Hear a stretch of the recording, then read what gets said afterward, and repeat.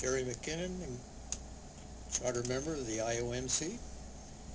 In the wording of the 8A agenda item, it talks about water supply availability in San Simeon Creek.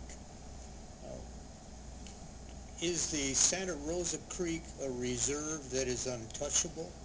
We're talking about saltwater intrusion in San Simeon.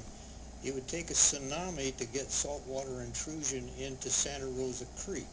So is that a backup supply that we're considering only as emergency, considering that the well levels shown by our utilities manager indicated that the wells were full all of the time? How much water is available in Santa Rosa Creek that could be used in emergencies that otherwise we are not touching at the moment? Thank you.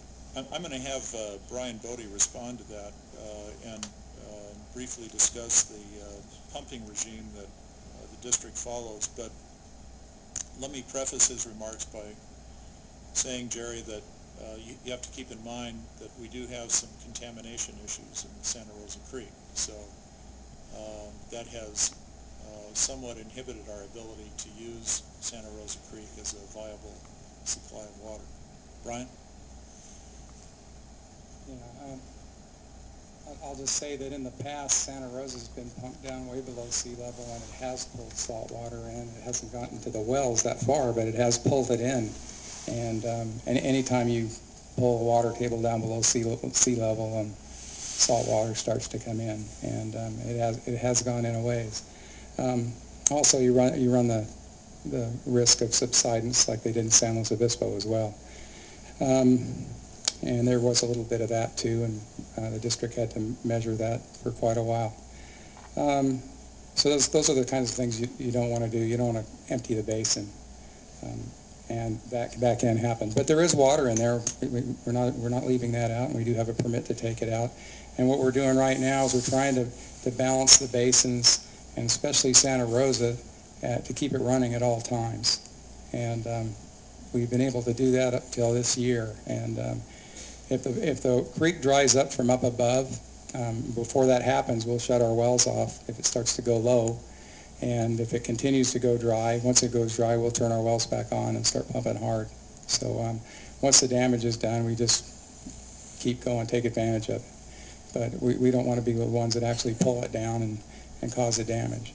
But we like to keep Santa Rosa running 24/7 forever. I mean, it's a beautiful creek, and we'll take advantage of that. San Simeon has a history of forever of drying up in the lower reaches, so as long as we know. So there's been gravel, companies pulling gravel out of there and on the lower reaches for as long as I can remember.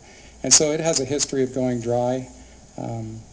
It does it every year, and so we're not too concerned about that one as we are Santa Rosa. But we've been balancing it. We've been keeping both of them as high as possible. It's never been done to this extent, and we feel pretty good about how we're operating it now. We're getting more out of it than we've ever done before. Director D'Amico. In answer to Jerry's question then, he's pointing out, no, I want to get clarification, the word San Simeon, just in this document, isn't really what we should be saying is the availability of our water supply.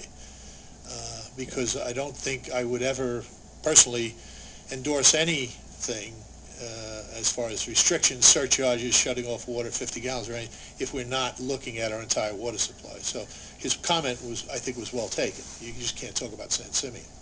The second thing, I want to just get a clarification, because you just said something about the 24/7. Were you talking about running your pumps 24/7, or were you talking about keeping the stream flow 24/7? I was talking about keeping the stream flow 24/7, the surface water flow. Okay, well, the surface water flow will be there based on the weather patterns, and I agree 100 based on our permit apparently. As long as there's a stream running there, our impact should not be to draw down the stream. But once the stream is dry, Santa Rosa can be run 24/7. Is that right? That's correct. Okay. And when maybe I'd like to meet with you, because what is our allocated yearly pumpage allowance for Santa Rosa, and have we ever really met it? Well, Now, I mean, you can review it, and we could have a discussion. I'll review it, but we've never come close to our allocation. Okay, and is that, and because I want to bring this up, because this will be, I'm sure, a discussion coming August. If we've never really pumped our allocation, was that because we didn't want to or we couldn't? That's two alternates there. And then if we're not pumping it, and by not pumping it, making a decision not to pump it, throw us into a period of low water at San Simeon, that we then go in and surcharge people or put in these restrictions, then that becomes a question as to what we're doing in operating. These are two assets that have to be fully utilized to their permissible legal limits. Well, actually, we could take the full allocation if we had some place to put it and store it. Yeah. Okay, no, I mean, you could. That's great. It's a matter of timing. Right. Yeah. The timing it to the use of the community and the storage. Right. Okay, so which goes to maybe Mary Webb's comments regarding storage, which we've approached from only see, that is where we've approached the storage issue historically, at least the few years I've been here, is it's a fire issue. Now, if the community understood that storage is also a, quote, water supply issue too, then maybe there can be a discussion about storage based on expanding our available water supply. Is that what you're saying? Do you agree with that kind of thinking? Well, I agree with it, and it's been looked at before. Okay. Yeah. Good. Yeah. Well, a lot of, things have changed.